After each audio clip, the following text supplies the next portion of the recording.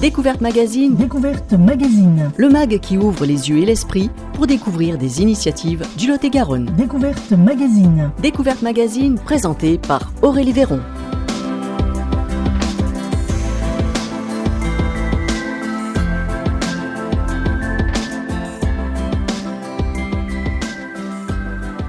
Bonjour à toutes et à tous, bienvenue sur les ondes d'Espoir FM, ravi de vous retrouver pour ce Découverte Magazine, placé sous le signe de l'entraide et de la dignité. Aujourd'hui, nous poussons les portes de Solidrive. Plus qu'une simple enseigne, c'est une supérette associative solidaire qui change la donne. Alors, quel est son but ? Eh bien, c'est de soutenir les personnes actives, les étudiants, mais aussi les retraités qui traversent des difficultés financières. Solidrive, c'est la promesse de subvenir à ces besoins essentiels dignement grâce à des solutions anti-gaspillage et accessibles à tous. Pour nous en parler dans cette émission, nous avons un très beau programme. Nous serons avec Lucie Petitel qui nous expliquera comment Solidrive dépasse le stade de l'épicerie pour devenir un véritable lieu de vie. On parlera avec elle de lien social, de lutte contre l'isolement et de sensibilisation au mieux manger. Nous donnerons également la parole aux piliers de l'association, le trésorier Jean-Paul Di Cristo et le vice-président Philippe Gould. Et parce que la solidarité ne fonctionne pas sans petites mains, Serge, bénévole, viendra nous partager son expérience et les bienfaits de l'engagement associatif. Mais pour démarrer cette émission et poser le cadre institutionnel de cette belle initiative, nous écoutons tout de suite Jean-Claude Vassal, le directeur du développement touristique et économique en charge de l'économie sociale et solidaire. C'est parti.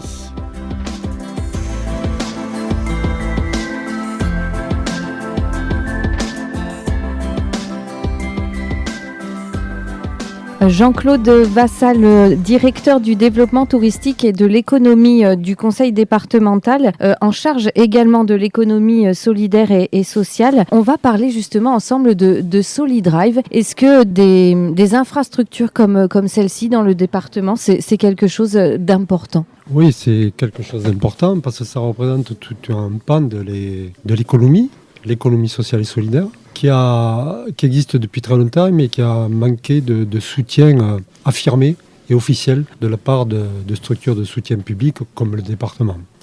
Le soutien pouvait se faire de manière précise et politiquement ambitieuse à travers diverses politiques, mais sans forcément le prisme de l'économie sociale et solidaire derrière. Donc les épiceries solidaires comme Solidrive sont des structures importantes dans le département, mais aussi toutes les structures qui se fondent sur les principes de l'économie sociale et solidaire.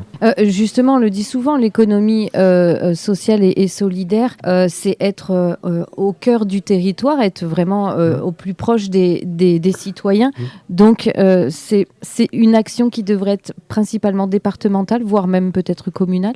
C'est là une action qui devrait être à la priorité de tous les acteurs qui ont la légitimité, la compétence pour intervenir. Il ne faut pas occulter le fait que si le département intervient dans l'économie sociale et solidaire, c'est que déjà au niveau législatif et réglementaire, il a la capacité de le faire, vu que les collectivités territoriales n'ont pas aujourd'hui la compétence pour aller sur tout sujet qui malgré tout présente un intérêt pour le développement territorial. Mais là, en l'occurrence, le conseil départemental a la légitimité pour agir et il le fait avec conviction parce que les structures de l'économie sociale et solidaire sont des structures qui permettent de forger une économie stable et vraiment structurante sur un département comme le Lot-et-Garonne. Alors en plus, c'est vrai que l'objectif de Solidrive, c'est d'augmenter, d'aider le pouvoir d'achat des citoyens, quel qu'il soit, bien entendu. Aujourd'hui, on célèbre une inauguration, entre guillemets, parce que l'épicerie à Agen reste au même endroit, mais elle a été améliorée. Le département a participé à cette amélioration ? Oui, il a participé en attribuant des subventions pour l'investissement. D'ailleurs, sur l'épicerie, on a attribué une première fois 20 000 euros, puis une deuxième fois 3 000 euros. Il faut rappeler que le département a la faculté d'attribuer des subventions de fonctionnement pour stimuler le démarrage d'une opération, mais également certaines opérations d'investissement. Ce qui se fait notamment à travers le dispositif Yuzu, qui est un dispositif qui est vraiment innovant je dirais même au niveau départemental, régional, voire national, sur la base du partenariat qu'il a permis de mettre en place. Voilà. Donc le département, effectivement, soutient ce type de structure parce qu'au-delà de l'impact social, aider les personnes qui en ont besoin, ça permet malgré tout de créer une activité, de créer une entreprise de l'économie sociale et solidaire et c'est-à-dire d'embaucher des personnes, de générer de l'activité au niveau de la cité. Ça contribue sur les deux aspects. Soutien aux personnes qui ont des difficultés sociales, mais également travail de fond au niveau de la construction d'une économie locale. Oui, parce que c'est même jusqu'à manger mieux et manger local également. Tout à fait. Tout à fait. Donc ça permet de croiser différents champs d'action auxquels le département est attaché. Et puis Yuzu, c'est aussi un financement citoyen participatif. Donc c'est-à-dire que ce sont les citoyens qui font un don, c'est bien ça, et le département le complète. C'est comme ça ? Oui, c'est le principe effectivement. Yuzu a permis de combiner deux aspects, c'est-à-dire la volonté du département de soutenir des projets d'investissement, des petits projets d'investissement, essentiellement grâce au système du don, en l'associant à l'émergence de la volonté de plus en plus de citoyens d'investir, de s'engager dans le financement solidaire. Donc le principe est le suivant, en faisant simple, les projets qui sont retenus par un jury multipartenarial rentrent dans une phase de financement participatif. Si ce financement participatif emporte l'adhésion des contributeurs lambda qui sont intéressés par la démarche, le département s'engage à financer à même hauteur. Voilà. Et ça permet aussi de se rendre compte de l'intérêt des citoyens pour telle ou telle association ou tel projet. Tout à fait. Et ça permet donc pour ces citoyens de participer à des projets qui sont dans leur quartier ou dans leur ville ou dans leur département. Et ça leur parle plus. On connaît les difficultés actuelles, que ce soit sur le plan économique pour le département, pour les associations, pour l'économie solidaire et sociale, parce que c'est vrai que au projet loi finance l'économie solidaire et sociale il a été annoncé qu'il perdrait 59% de leur budget, ce qui est énorme. L'économie solidaire et sociale doit au final trouver d'autres moyens de se financer, parce qu'on est quand même sur une économie normalement à but non lucratif. Est-ce qu'il va falloir devoir devenir une entreprise ? Alors, ce sont des entreprises déjà. Hein. Les entreprises comme Solidrive, c'est une entreprise de l'économie sociale et solidaire, mais c'est une entreprise. Ça doit être, que ce soit même si c'est une association, Solidrive, c'est, sauf erreur, une association, hein, vous pouvez très bien avoir une entreprise qui est organisée sous le format associatif. Alors effectivement, il y a la problématique de la réduction des possibilités budgétaires pour toutes les collectivités. Mais il faut bien rappeler qu'une entreprise de l'ESS ou pas, elle a intérêt à essayer de bâtir ses ressources en dehors des finances publiques. Dans la mesure du possible, on est bien d'accord. Hein, pour justement se garantir contre tout aléa par rapport aux possibilités de financement public. Le département peut être un conseiller aussi à ce sujet ? Oui, bien sûr. C'est-à-dire que le département affirme toujours son soutien et malgré les contraintes budgétaires qu'il affronte comme les autres collectivités territoriales, il fait des efforts certains pour maintenir son action en faveur de l'économie sociale et solidaire. Maintenant, on est sur l'aspect financement, sur l'aspect subvention. Mais effectivement, toutes les équipes qui sont dédiées à l'ESS au niveau du département ne font pas que traiter des dossiers de subvention. Elles sont là aussi pour apporter une certaine ingénierie qui peut permettre d'orienter vers d'autres financeurs publics complémentaires ou d'autres solutions en cas de besoin. Là, on s'adapte à la demande en fonction des questions qu'on peut avoir.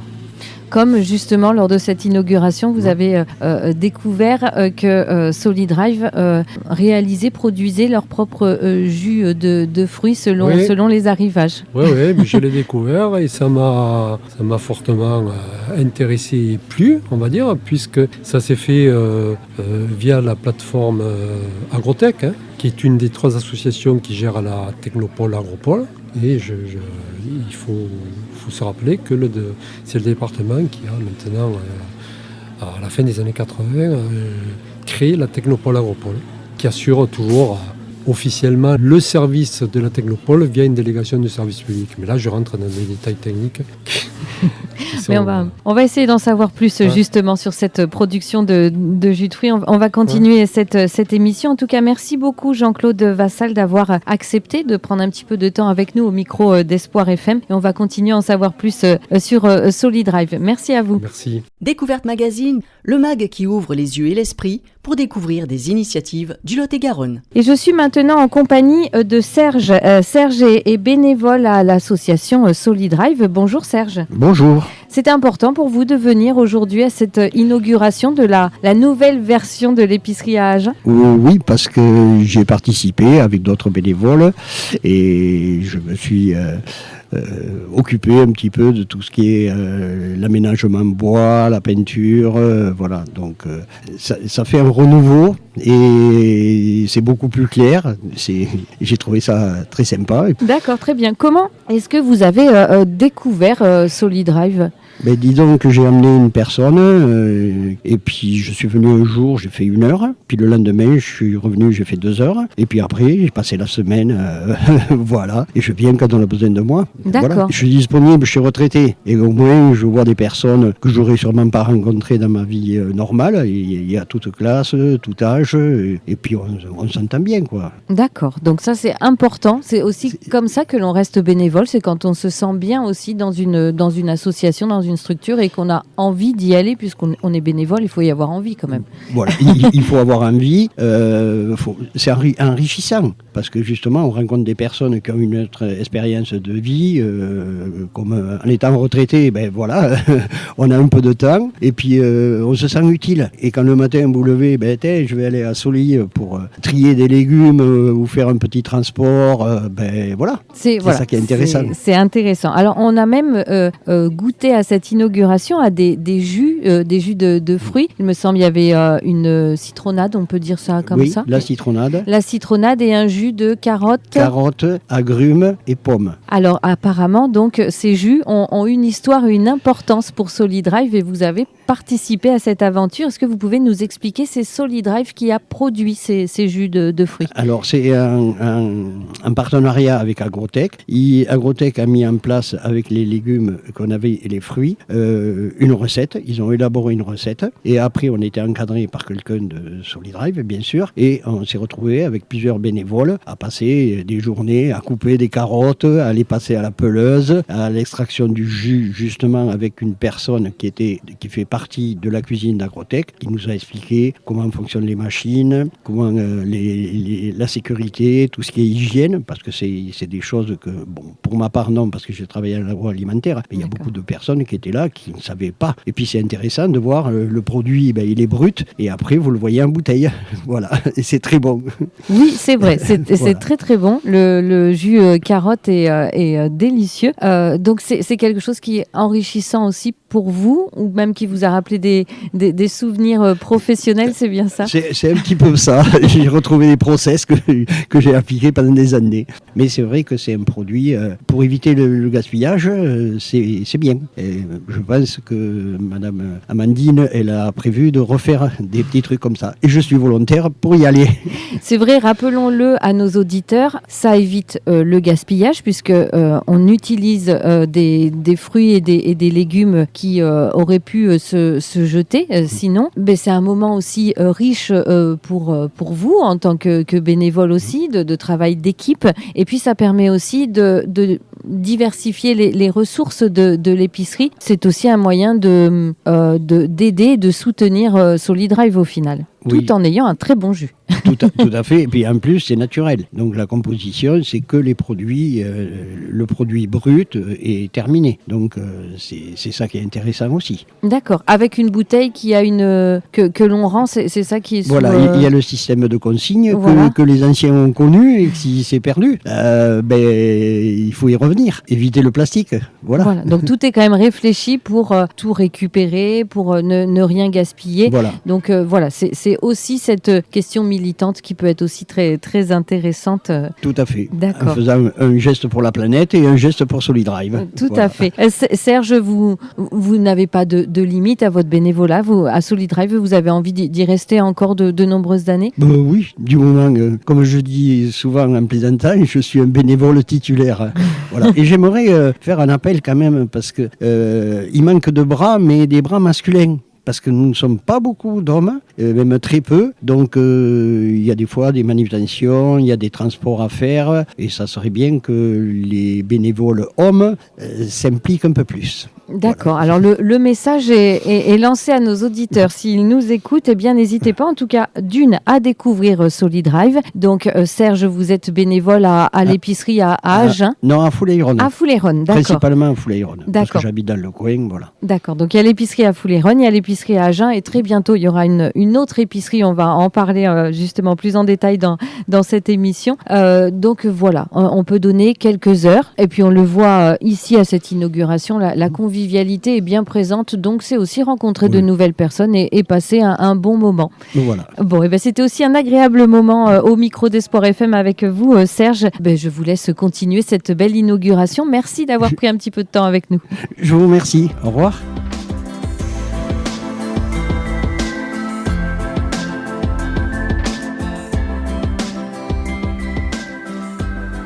Et je suis maintenant en compagnie de Philippe Gould, vice-président de Solidrive. On va justement présenter cette épicerie solidaire. Bonjour. Est-ce que c'est justement le bon mot pour définir Solidrive? Oui, épicerie solidaire, tout à fait. Un lieu où on peut acheter de la marchandise à des prix variés selon notre situation financière. Avant d'être vice-président, Philippe Gould, parce qu'il me semble que c'est récent, Solidrive, c'était une association, une structure que vous connaissiez déjà et à laquelle vous adhériez? Oui. Alors, c'est une association avec laquelle on travaillait.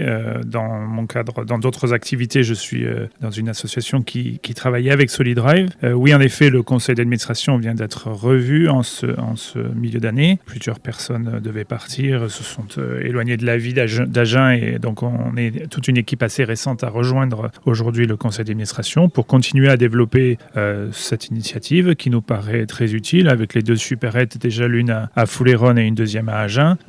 L'occasion est aussi dans le territoire agenais d'en implanter d'autres. Donc pour nous et pour le nouveau membre du bureau, c'est une occasion de poursuivre un travail qui se fait déjà depuis 2013-2015 en agenais. Ça fait un mois, c'est ça que vous êtes... Quelques mois, oui. On vient d'élire le bureau, donc on est en cours d'apprentissage aussi des situations financières, techniques de nos locaux pour pouvoir définir les stratégies pour les semaines et les mois à venir, les années à venir. C'était justement ma question. Est-ce que c'est simple à reprendre une telle association? Simple, non, parce qu'il faut prendre le temps d'écouter le personnel, d'écouter les bénévoles, de voir les choses qui se passent bien, ce qui nécessite d'être revu. Donc c'est certain que les professionnels qu'on rejoint, dont deux de l'alimentaire et moi plutôt sur la partie structuration d'entreprise, on a le désir d'écouter avant d'essayer de changer des choses. C'est une joie de le faire. Les professionnels de l'agroalimentaire qui nous ont aussi rejoints, dont le président et le trésorier, ont une vision très, très claire de ce marché, de ce milieu. Donc ça nous permet de mettre en place, il nous semble, des stratégies qui seront solides pour les mois à venir et les années à venir. C'est une petite association qui a bien grandi, qui emploie du personnel, qui a beaucoup de bénévoles, mais passer un cap de structuration nécessite aussi une réorganisation parfois. Et voilà, on veut écouter d'abord avant de changer changer les choses. Passer un cap, c'est justement, il me semble, primordial en ce moment pour les structures de l'économie solidaire et sociale. Il va falloir diversifier les ressources, réussir à fonctionner avec de moins en moins d'aides, de subventions. Donc c'est important, c'est le bon moment. Absolument. C'est une maturation de ce marché, une nécessité d'être viable par notre activité, pas subventionné. Donc toute association de ce type touche encore des subventions, mais le modèle doit devenir de plus en plus viable par la partie solidaire, par le fait que nous avons des produits qui nous sont donnés par les industries agroalimentaires, à nous de savoir les vendre, mais peut-être aussi de les transformer. Donc il y a un travail là qu'on doit faire, rendre la solution pérenne à long terme. Cette inauguration aujourd'hui, alors on le rappelle à nos auditeurs, c'est pas l'inauguration d'une toute nouvelle supérette, ça c'est pour bientôt à Saint-Hilaire, mais c'est une restructuration, un réaménagement de l'épicerie solidaire. C'était un moment important pour l'association. Absolument. Il me semble qu'on passe d'un cadre où le lieu est un lieu, il y a beaucoup de produits, des bonnes choses, à le rendre encore plus attrayant, c'est-à-dire il y a plus d'espace, on peut tourner, c'est plus propre, c'est plus beau, voilà. Donc ça rend l'épicerie plus accueillante de l'extérieur, ça nous place sur un niveau de qualité plus haut. Et c'est l'objectif aussi de tout commerce, c'est aussi d'être accueillant. Voilà, donc il y a eu beaucoup de travaux de peinture, d'aménagement qui ont été faits parfois par des bénévoles, donc on les remercie. Je crois que vous en avez eu quelques-uns en interview, et c'est pour nous une occasion d'avoir une façade qui est plus visible aussi, plus belle pour nos partenaires, nos clients. Un travail des bénévoles, Philippe Gould, mais aussi un travail avec les partenaires. Alors les partenaires surtout sont au niveau de l'approvisionnement, mais aussi, bon après bien sûr vous avez les partenaires institutionnels qui subventionnent un petit peu notre activité, et nous en remercions pour cela, mais c'est vraiment une activité plutôt ici de bénévoles qui ont travaillé sur le lieu.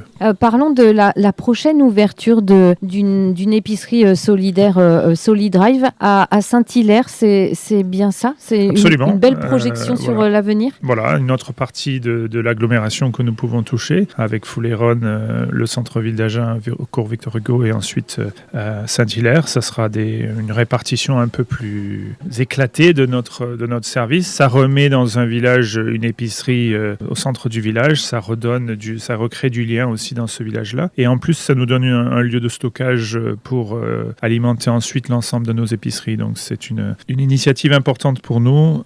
C'est la prochaine grande étape de notre développement. D'accord, donc il y a des dates, c'est pour le début 2026. Je n'ai pas la date en tête, voilà, on espère 2026, là, je sais qu'on travaille sur les chambres froides, sur l'aménagement, je n'ai pas exactement la date à laquelle on va ouvrir. Bon, on va rester vigilant à tout ça, puis bien sûr on en reparlera sur les ondes d'Espoir FM, et puis si on veut en savoir plus justement sur Solidrive, on peut consulter sur internet un site des réseaux sociaux. Alors vous pouvez nous contacter sur solidrive.fr, et il y a des adresses mail pour nous contacter. On est disponible sur Facebook, je crois sur Insta aussi. On peut juste avant de terminer cette interview rappeler aussi à nos auditeurs qui peut venir à Solidrive faire ses courses. Tout le monde peut venir. Ici, notre objectif, c'est de permettre à une population qui travaille, mais qui n'est pas, on va dire, qui a du mal à joindre les deux bouts quand même à la fin du mois, à toucher des produits de bonne qualité, y compris des produits bio, des produits laitiers, de la viande, du poisson, à des prix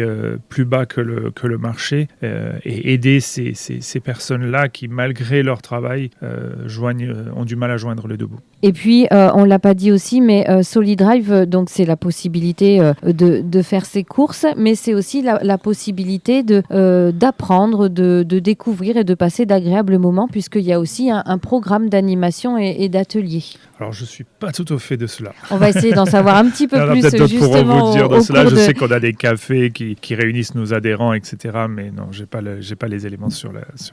Voilà, mais c'est comme cette inauguration ce matin du 12 novembre. Solid Drive, c'est aussi un lieu convivial. Donc, on va essayer d'en savoir un petit peu plus sur ces animations. En tout cas, merci beaucoup Philippe Gould, je le rappelle. Donc, vous êtes le vice-président de l'association Solid Drive. Merci à vous. Avec plaisir. Découverte Magazine, le mag qui ouvre les yeux et l'esprit pour découvrir des initiatives du Lot-et-Garonne. Toujours à Solid Drive et cette fois-ci en compagnie de Jean-Paul Di Cristo. Bonjour. Bonjour. Alors vous êtes le nouveau trésorier de Solid Drive. On va d'abord revenir un petit peu sur votre parcours. Qui êtes-vous, Jean-Paul Di Cristo ? Ça c'est une bonne question. Alors on va essayer d'être rapide sur la réponse. On va dire que je suis entrepreneur depuis une vingtaine d'années. Historiquement dans les services à la personne où j'ai pu diriger jusqu'à 400 salariés et une dizaine d'entreprises en France et à l'étranger. Et depuis 2023, on a acheté une ferme sur la commune de Dondas qu'on a transformée en ferme hybride, donc qui fait du maraîchage bio sur sol vivant, des activités pédagogiques et également de l'hébergement insolite. Et c'est dans ce cadre-là, du maraîchage bio, qu'on a rencontré Solid Drive il y a presque 2 ans maintenant et qu'on a co-construit ensemble l'arrivée des produits bio chez Solid Drive. D'accord. Donc, ce projet de la ferme de la vie à Dondas, vous passez d'une casquette à l'autre sans difficulté. C'est une nouvelle vie pour vous ? En étant trésorier de Solid Drive ? Non, même avant, votre vie professionnelle d'avant ? Oui, c'est une continuité des choses, on va dire. Après, effectivement, ça reste une ferme, ça reste une gestion d'entreprise. Solid Drive reste une gestion d'association. On est toujours sur les mêmes sujets, finalement, d'arriver à équilibrer 2 colonnes, dépenses et recettes, et que ça serve l'intérêt général. Alors, gestion financière, d'accord, ça peut être, quand vous le dites, ça paraît simple, mais la gestion du temps, quand on est à la fois chef d'entreprise et trésorier d'une association. C'est ce que je réponds régulièrement quand on me pose cette question-là. Tout est une question d'organisation. Et sur la partie ferme, je ne suis pas seul non plus. J'ai une associée et on a quelques collaborateurs qui œuvrent avec nous. Et sur la partie Solid Drive, cette partie-là est très bien structurée sur la partie financière, puisqu'il y a une comptable en interne, Sylvie, et également un expert comptable et un commissaire aux comptes. Et la directrice qui est en poste à Amandine gère d'une main de maître ses tableaux de bord tous les mois. Donc classiquement, on fait un point autour du 15 de chaque mois et on fait le bilan de la période écoulée, et voir ce qui a fonctionné, moins fonctionné, et puis mettre des plans d'action en place. Mais tout ça est assez finalement fluide, puisqu'on fonctionne en bonne intelligence avec les uns et les autres. Rentrons dans le vif du sujet, justement, le financement des associations.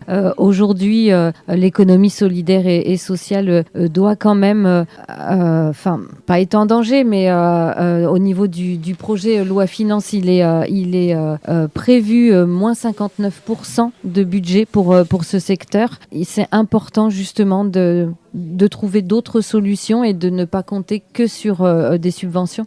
Vous avez tout résumé. Je vais essayer d'apporter une pierre à votre édifice pour le coup.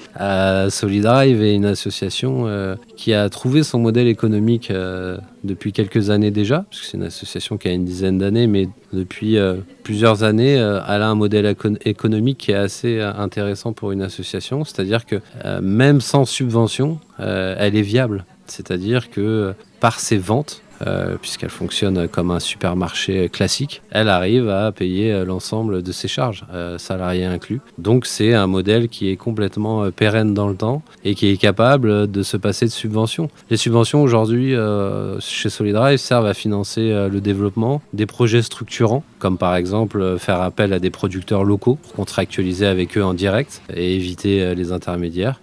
Ou aussi les subventions servent sur des projets de développement ou de réaménagement des locaux, ce qui est l'origine de votre venue aujourd'hui dans les locaux de Solid Drive.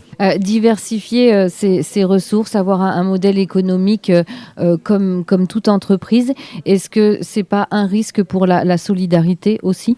Que ce soit une entreprise ou une association, j'aime bien dire historiquement que le statut ne fait pas la vertu.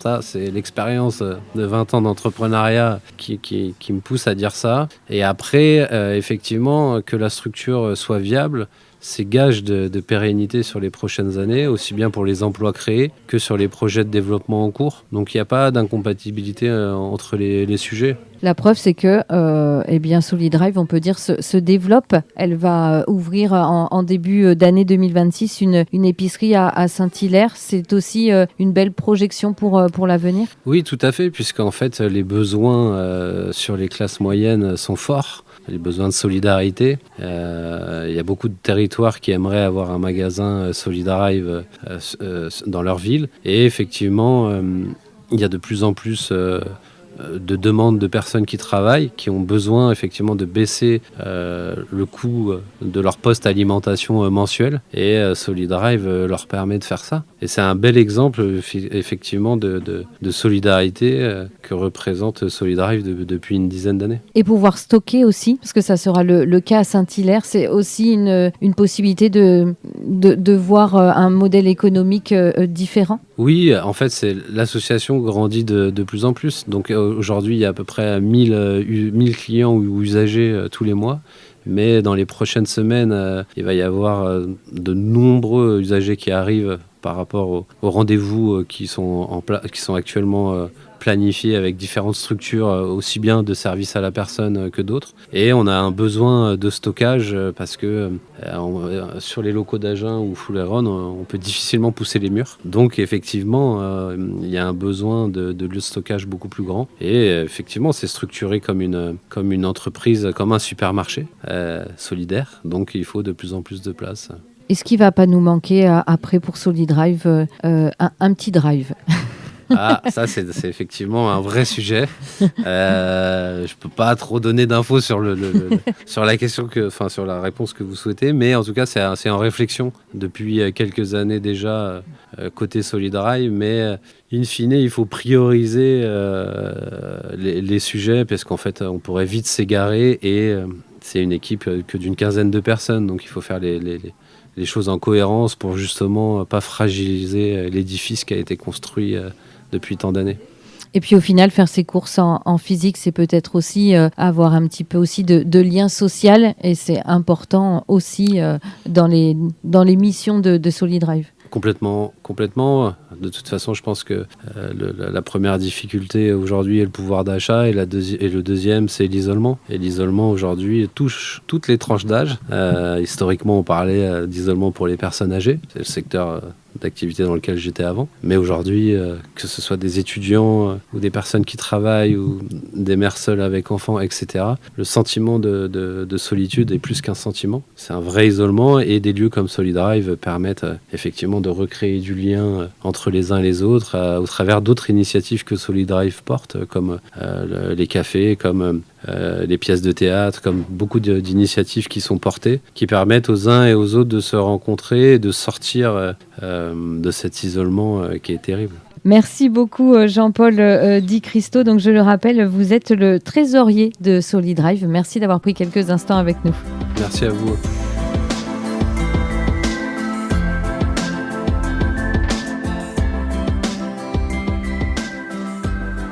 Toujours à SoliDrive lors de l'inauguration de la supérette à Agen, une nouvelle version bien sûr de la supérette. On va maintenant continuer à en savoir un petit peu plus sur SoliDrive avec Lucie Petitel. Bonjour Lucie. Bonjour. Alors vous êtes chargée de communication en alternance à SoliDrive. On l'a dit tout au long de cette émission, SoliDrive c'est bien sûr la possibilité d'acheter avec des prix intéressants pour tous. Et puis c'est aussi l'occasion de créer du lien social parce que c'est important. Donc il y a pour cela un programme d'animation et d'ateliers.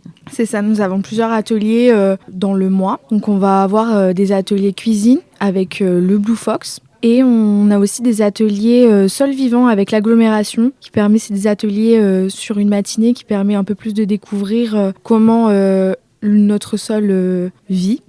Gérer ses déchets, c'est ça? C'est ça, gérer les déchets, le compost et comment mieux créer son jardin. Donc c'est un atelier qui est hyper intéressant et animé. On a aussi nos cafés de l'amitié qui sont tous les mois, tout le premier samedi du mois à Agen et le premier vendredi du mois le matin à Fouleron. Donc c'est un moment de partage et de lien. Tout le monde est invité à prendre un café tous ensemble afin de parler, de créer du coup du lien social. On a aussi une grande braderie tous les 2e week-ends ou 3e du mois dans notre supérette à Agen. En ce moment, c'est des produits neufs à 30 € le kilo qui permet... Ce sont des vêtements? Non, c'est des produits. C'est des vêtements. D'accord. C'est des vêtements neufs. On a des vêtements et des accessoires. D'accord. Donc Neuf. voilà, c'est aussi l'occasion, pourquoi pas, d'en profiter. Donc toutes ces animations sont importantes. Ça se passe à Agen ou à Foulayronnes. Enfin, où est-ce qu'on peut retrouver le programme? Vous pouvez retrouver notre programme sur notre site internet, sur nos réseaux et dans nos supérettes. D'accord. Donc jusqu'ici, c'est nouveau, ces ateliers, ces différentes animations? Pour les animations récurrentes comme la Grande Braderie ou les Cafés de l'Amitié, ça fait un petit moment que ça a été créé, mais on essaie de mettre plus en avant des ateliers pour permettre à nos adhérents de découvrir plus d'animation. Plus d'animation. D'accord, ouais. Très bien. Je pense que ce qui est important aussi à signaler peut-être, et vous l'avez dit, hein, Lucie, c'est que certaines animations sont portées par des partenaires aussi, que ce soit l'animation Sol et Vie, c'est Sol ça Vivant avec Sol l'agglomération. Vivant. Voilà, avec l'agglomération d'Agen ou avec l'atelier cuisine également avec le Blue Fox. D'accord. Donc, c'est vous, Lucie, qui êtes chargée justement de chercher des partenaires comme cela pour organiser ces animations?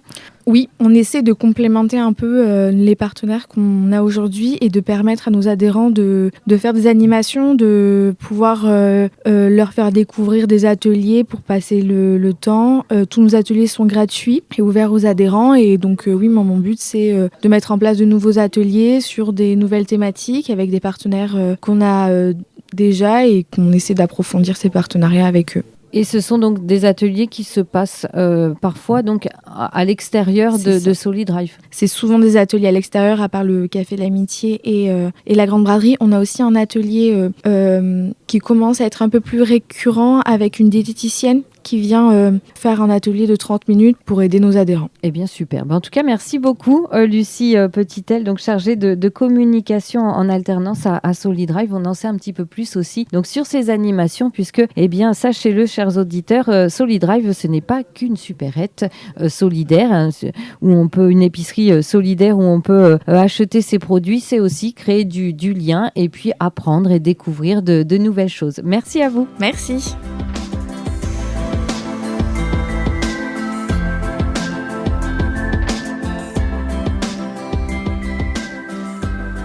Nous arrivons déjà au terme de cette émission consacrée à Solidrive. J'espère que ces témoignages vous auront permis de mieux comprendre l'importance vitale de cette supérette solidaire. Si vous souhaitez aller plus loin, découvrir en détail le fonctionnement de l'association ou comprendre les critères d'accès à l'épicerie, je vous invite vivement à consulter leur site internet solidrive.fr. solidrive.fr.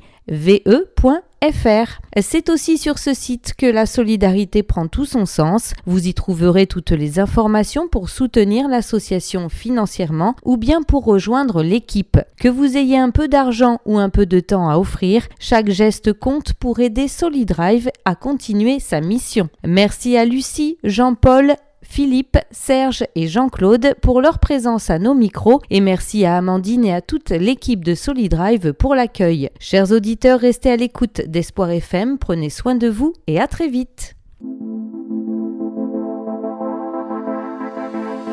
C'était Découverte Magazine. Découverte Magazine, Le mag qui ouvre les yeux et l'esprit pour découvrir des initiatives du Lot-et-Garonne. Découverte Magazine, présenté par Aurélie Véron.